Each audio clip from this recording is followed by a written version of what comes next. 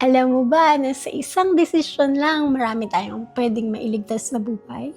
Kasi nung araw na sinabi sa'kin ng doktor na ang huling paraan na lang para magkaroon ako ng normal na paghinga ay ang magkaroon ng bagong baga or bagong lungs.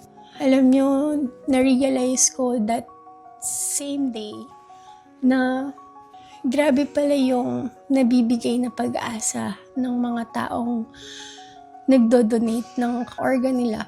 Gusto ko ring maging blessing or gusto ko ring maging sagot sa mga dasal ng ibang tao in the future.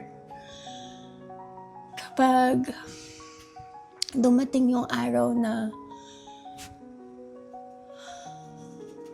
kailangan ko na magpahinga, kailangan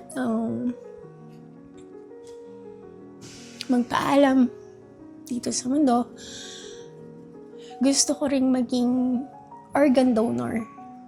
Alam niyo kasi ang pagiging isang organ donor, hindi lang siya simpleng pagdodonate.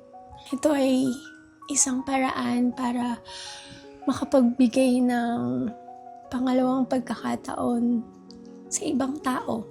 Yung mabigyan mo ng bagong hininga or panibagong tibok ng puso at pag-asa sa mga taong matagal nang lumalaban sa buhay. Alam nyo, marami na yung pasyente ang umaasa at naghihintay ng tawag, ng himala, ng pag-asa na isang araw makakita sila ng match na organ na kailangan nila. At sa maraming pagkakataon, tayo mismo ang pwedeng maging sagot sa mga panalangin na ito. Alam nyo, hindi man natin sila kilala, pero sa isang desisyon, pwede nating mabago yung buhay nila. Hindi lang ang buhay nila, pati buhay ng pamilya nila.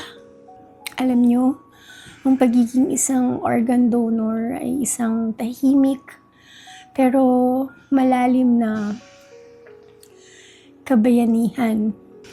Yung kahit wala ka na, may buhay ka pa rin maiiwan para sa iba. Sana mabigyang halaga ng mga tao at mga kababayan natin dyan sa Pilipinas kung gaano kahalaga at gaano kalaki ang impact kung ikaw ay magiging isang organ donor. Meron kang 8 buhay na mababago. Mabibigyan ng pag-asa. Kayo, try niyong pag-isipan ng mabuti. Hindi ito sapilitan. Kailangan willing ka talaga at galing sa puso. Mag-comment nga po kayo dyan sa comment section kung ano po yung opinion nyo dito sa ganitong topic.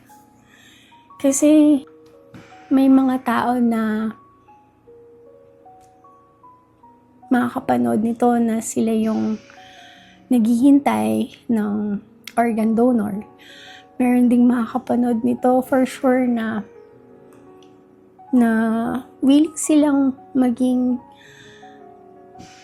donor one day. At meron din na makakapanood nito na against about this donation. Gusto ko lang pong malaman yung mga opinion nyo. At kung meron po kayong mga experience sa family member, sa friends, kakilala, o mismo kayo na nakatanggap po ng bagong organ, please, kwento nyo po dyan sa comment section. Hintayin ko po yung story nyo na excite po akong basahin at malaman. please like, comment, and share po dito sa video na to. Kasi gusto ko po maraming maabot na tao itong awareness na to. Sana po suportahan niyo ako. At till next time po. Bye-bye.